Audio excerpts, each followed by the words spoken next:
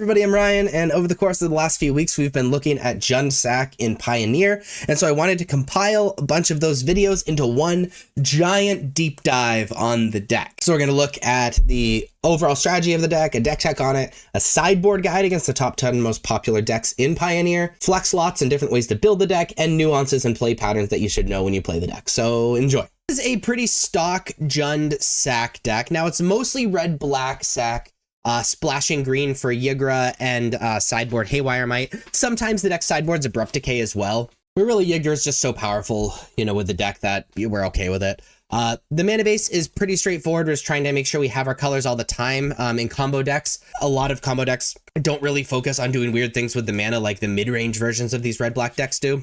However, we are playing a Castle Lochwain and a Dead of the Bugbear.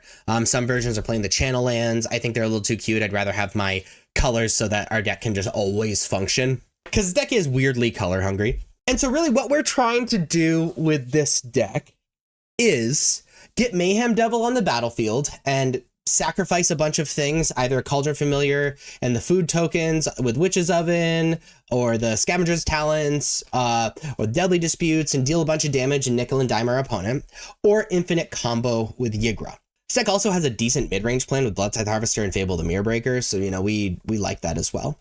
So let's talk about the combos in the deck first, and then we'll talk about the cards that are supporting those combos. So Cauldron Familiar and Witch's Oven, by and large, are is a very well-known combo.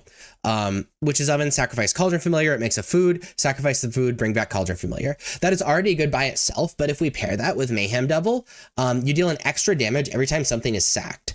So every time you loop that, it makes your opponent lose 3 life and you gain 1 life. It's even better with multiple Cauldron Familiars or multiple Witch's Ovens. And you can get food in a bunch of other ways, like having Ygra on the battlefield. All the creatures are foods. Scavenger's Talents, first level, is if a creature would die, create a food token. This creature only triggers once each turn, that we can use those foods to bring back Cauldron Familiar. And there's an infinite combo with Ygra and Cauldron Familiar.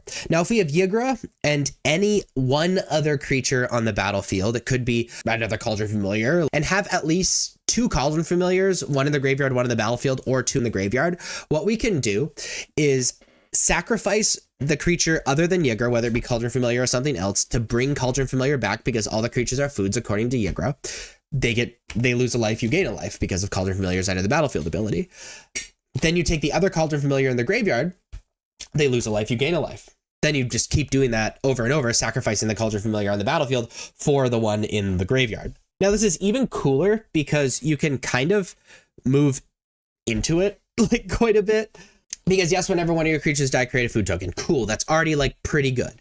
It's level 2 is when you sacrifice a permanent, target player mills 2 cards. Okay, so we sacrifice Cauldron Familiar with the Witch's Oven, sacrifice the food, sacrifice the blood token off Blood Tithe Harvester or Deadly Dispute. We want to mill ourselves, because we want to get those 2 Cauldron Familiars in our graveyard. And even if we mill the Ygra, that's totally fine, because we can level it up to level 3, and at the beginning of our end step, sacrifice 3 other non-land permanents, bring back the Ygra, and then do that combo, because we'll have the Cauldron Familiars in our graveyard as well. So that's all the weird combo-y stuff. I think it's important to mention that the Mayhem Devils and things like that trigger off of Deadly Dispute, which we have a lot of things in our deck and tokens that we make, whether it be food tokens or blood tokens or whatever, or Cauldron Familiars that we're totally okay with sacrificing with Deadly Dispute so we can churn through our deck and hit our combos.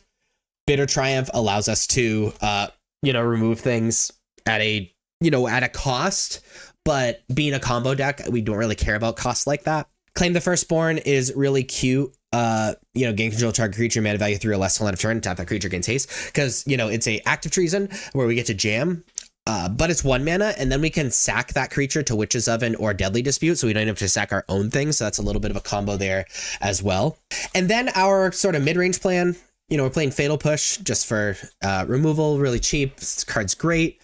Blood Tithe Harvester allows us to apply some pressure, allows us to be a removal spell on a stick, and also creates a blood token just as another thing to sacrifice to Mayhem Devil, or to sacrifice to Deadly Dispute, or things like that.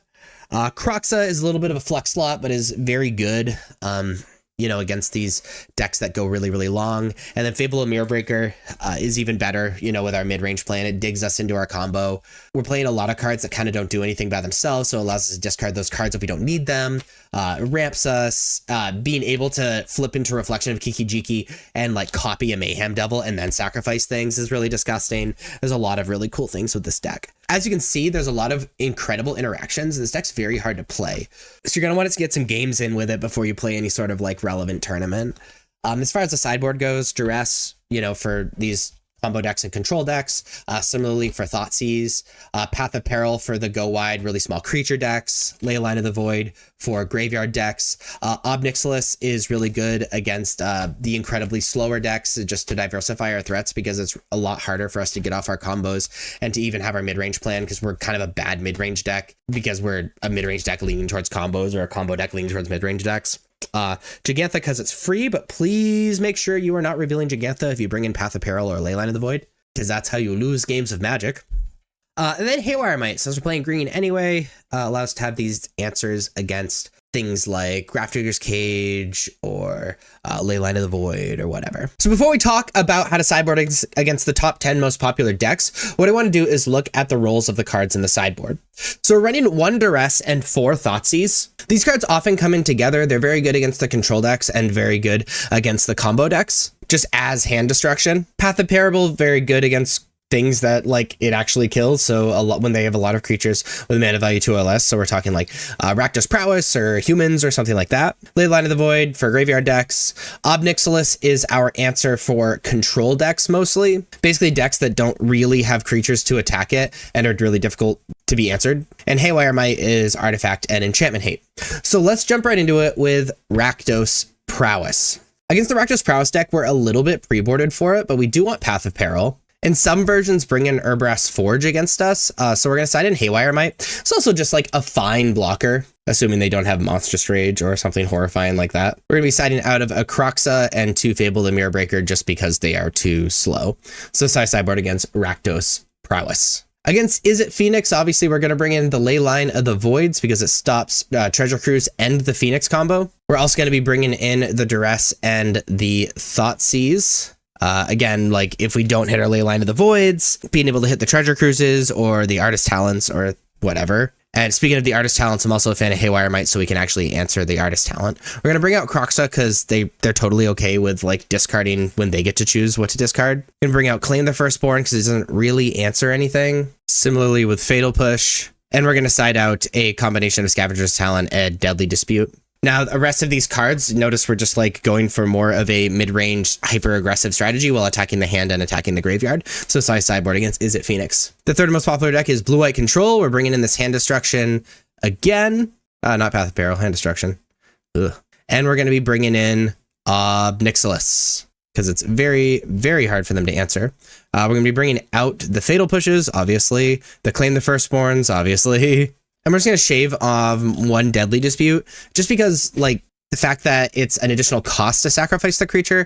And so sacrificing something and then having it countered can kind of hurt a little bit, but it's still very good and instant speed and can bait counter magic and all that stuff. So this is how we sideboard against Azorius Control. The 4th most popular deck is Rakdos Midrange. Against Rakdos Midrange, I'm just running it back. I like it. There's an argument for Ob Nixilis, but I like pretty much everything in the deck and what we're doing. So no boarding. The 5th most popular deck is Mono Black Demons. We're going to be bringing in the Haywire Mites, mostly for the Unholy Hanex Ritual Chamber. Also decent against Reckoner Bankbuster, which some of them keep in against us. And we're going to be bringing out some Scavenger's Talents just because I want every individual card to actually do something. So this is a sideboard against Mono Black Demons. The 6th most popular deck is Rakdos Transmogrify. Against Rakdos Transmog, we're bringing in the Duress and Thoughtseize combos. And we're bringing in Haywire Might because it actually answers a lot of things that our opponent's doing, like Fable and Case, and like some of them siding Urbrass Forge against us and all that stuff. That being said, we're taking out Claim the Firstborn. I like taking out the Fatal Pushes because I don't really want to, you know, just try to answer their creature or whatever. Like I'm looking to combo and attack the hand, and I think Fatal Pushes kind of dumb down the deck a little bit. And then we're just going to shave 1 Scavenger's Talent, and this is how I sideboard against Transmogrify. In the mirror match, we are bringing in Leyline of the Void. Things Not Dying. Next graveyard being exiled. Feels real good. And we're going to shave a combination of Fatal Pushes and Deadly Disputes. Just because Fatal Push is really only effective against Mayhem Devil and Blood Tithe Harvester. Mayhem Devil's the only one it's really good against, and we already have Claim the Firstborn and Bitter Triumph and our own triggers and whatnot. So this is how I sideboard against the mirror match. The 8th most popular deck is Lotus Field Combo, also known as Hidden Strings. Against this deck, we are bringing in the Hand Destruction because it is a combo deck, and we are also bringing in the Leyline of the Voids. We need to make sure our opponent doesn't combo. We're bringing out the Fatal Pushes, the Claim the Firstborns, the Bitter Triumph, and then I like shaving a Fable and a Deadly Dispute, just because they can end up being kind of slow, and we're trying to combo as fast as possible while stopping our opponent from comboing and not giving them time to combo. The 9th most popular deck is Selesnya Company. Against Selesnya Company, I like my deck. We're running it back. And the 10th most popular deck is Abzan Greasefang. Obviously, we're bringing in Leyline of the Voids because they are a vehicle reanimator deck. And we're bringing in the Thoughtseizes because being able to snipe that Greasefang from the hand is just so good. We're bringing out Croxa because we don't want to give them free discard. Bringing out Claim the Firstborn because this doesn't do anything in particular. And then we're going to shave on Scavenger's Talent, on Fable, and we're just going to shave one Cauldron Familiar. So I sideboard against Greasefang. These are the list of cards in Jund Sacrifice that are not flex. These are essentially cards that nearly every single deck that is successful is playing. And you're kind of starting with these 57 cards in the main deck and these 8 cards in the sideboard. And then the way that you kind of mess with your deck is you choose what 3 cards you want to play in the main deck and what 7 cards you want to play in the sideboard. If you want to, you can pause the video and check out the cards that you essentially need to play. But we're going to be looking at the flex slots. That's the point of this video. So as you can see, the main deck is pretty figured out. Of the 3 slots in the main deck, you essentially pick from 4 flex slots. A Claim the Firstborn, a Bitter Triumph, a Heartless Act, and a Yigra. So let's talk about why you would play these cards. Claim the Firstborn is really good alongside decks that you can actually steal creatures from and then sacrifice that creature. So something that would be really valuable against. So essentially decks with a lot of or with relevant creatures that cost 3 or less. Bitter Triumph is a very good unconditional removal. Also having a 2-mana spell that can deal with Planeswalkers is very powerful. Heartless Act is kind of interesting. It's an unconditional removal except against certain decks with creatures that have counters on it. It's especially good in formats that you're playing against a lot of Archfiend of the Dross. Because Archfiend of the Dross, you can just remove the counters from Archfiend, pass the turn, and then you win. So that's kind of interesting. I think Heartless Act is really good if you're playing against a lot of Archfiend. And the third, Yigra, if you want your deck to be slanted a little bit more towards combos. This was a little rare a few weeks ago when I was doing the deck techs and stuff. But the third Yigra is getting more and more popular, especially with the most recent European RCs and stuff. And the deck's been slanted a little bit more towards making sure the combo actually happens. As far as the 7 slots in the sideboard, you're going to pick 7 of these 19 cards. So let's kind of go over why you would select these cards. So 2 Ghost Vacuum. Ghost Vacuum is Graveyard Hate. It's great because you can just invest 1 mana into it and then never have to invest mana in it again until you want to win the game with it by paying 6 and activating it. And all the exiled creatures with Ghost Vacuum return to the battlefield under your control with a flying counter on it. But each of them is a 1/1 spirit in addition to its other types. This is kind of interesting because that can just end the game in most scenarios because a lot of creatures in constructed formats have great enter the battlefield effects or static effects. So you turn 1, play a Ghost Vacuum, exile creatures. You're going to be siding this in against decks that use the graveyard. But also what's interesting about Ghost Vacuum that makes it kind of harder to evaluate over other Graveyard Hate is it's actually decent against decks that use creatures that you expect the game to go long.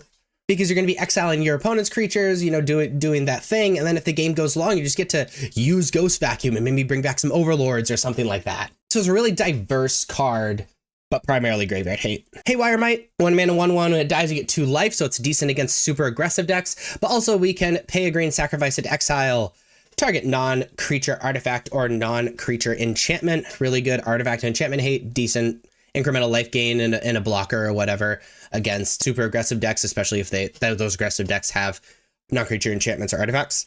Chandra's Defeat, really good against red decks or red's planeswalkers. Torch the Tower, mostly very good against Phoenix, being able to deal with a Phoenix indefinitely. Also decent against aggressive decks, dealing 2 damage or 3 damage if you try a little harder, and exiling the thing that it kills. Damping Sphere, very good against these like combo decks, like Lotus, also really good against things like Nykthos, decent against Phoenix, you know, it's pretty solid. Unlicensed Hearse is another card sort of like Ghost Vacuum. It costs 1 more mana, except you get to exile 2 cards when you activate it, which is kind of interesting.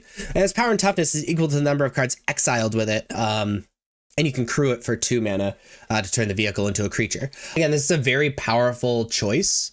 It takes on a similar role to Ghost Vacuum. We're very good in the late game if you play it early, and it's Graveyard Hate. I've already talked about why you would play Bitter Triumph. Paw Patch Formation is a really interesting and very diverse card. It costs 2 mana. You can destroy a creature with flying, like Archfiend of the Dross, destroy an enchantment, like Artist Talent, or draw a card and create a food token. So at its worst, it replaces itself, create a food token, which is already really good in this deck having food tokens. But also being an instant speed, destroy a creature with flying, destroy an enchantment. It's really diverse and very powerful in the decks that you sided in against. Ob Nixilis is a card we're already playing 1 of in our sideboard. If we want to play a second against decks that have difficulty dealing with planeswalkers, or maybe deal with our stuff through counter spells, because when you casualty, it puts 2 of the spell on the stack, so it's a little harder to deal with, and can just win the game on its own if you can protect it and it can resolve. And then Leyline of the Void is another option for Graveyard Hate, something you don't have to invest any mana in, you just put it on the battlefield and forget about. So again, you're going to select 3 of these 4 cards for the main deck, and you're going to select 7 of these 19 cards for the sideboard. As kind of a side note, if you're playing Leyline, you probably want to play all 4, but that's really the only like note to this. And then those are going to join these 57 cards in the main deck and these 8 cards in the sideboard, and boom, you have your own Jund Sacrifice deck that is competitive.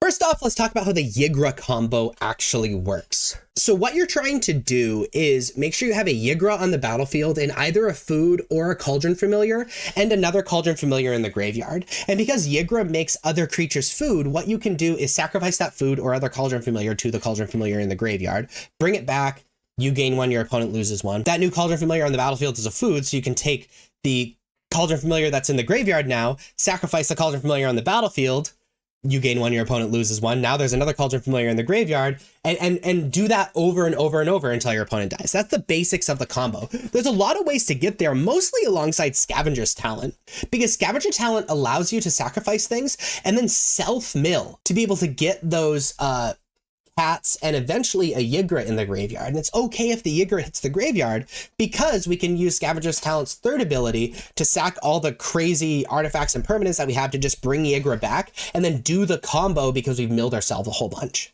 Scavenger's Talent also has a couple other really interesting nuances with it, where we can chump with cats effectively indefinitely, because we get a food whenever a creature dies.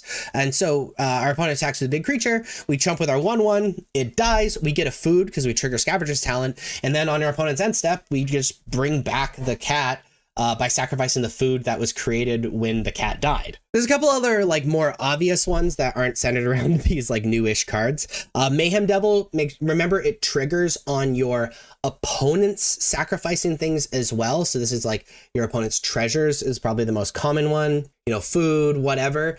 So make sure you remember that. It's really hard to remember those triggers in Paper. And the way you always want to play Claim the Firstborn is by stealing something your opponent has and then sacrificing it. You don't really want to be playing Claim the Firstborn unless your opponent's just dead. If you're just like, if it's just an act of treason. So you want to Claim the Firstborn, jam with the creature, and then sacrifice it to either a Witch's Oven or a Deadly Dispute. And then the last sort of play pattern nuance that I wanted to go over is stacking Kroxa triggers properly. So most of the time, stacking the triggers don't really matter. Remember that you can sacrifice the creature before it is sacrificed to its I guess trigger, to Deadly Dispute or Witch's Oven before that trigger like actually resolves. So you can get a little extra value out of it. But also, if you're afraid your opponent has instant speed Graveyard Hate, if you stack the Kroxa triggers so that the discard happens first and then the sacrifice happens, the way the game sort of works in the background is your opponent does a discard thing, cool, the sacrifice, the only thing on the stack, that resolves. But the thing is, when the stack is clear, the active player is the first one that gets priority. So when that resolves, Kroxa's in the graveyard because it was sacrificed. And then you as the active player have priority, so you can immediately escape it if you have the mana, and your opponent has no opportunity to exile Kroxa while it's in the graveyard. So that's a really, really important nuance that comes up more than you would think. There you have the deep dive on Jund Sacrifice. If you liked this video, please be sure to like and subscribe. Check me out on social medias. Links are above me and in the description. And as always, thanks for watching. I'll see you next time. Bye-bye.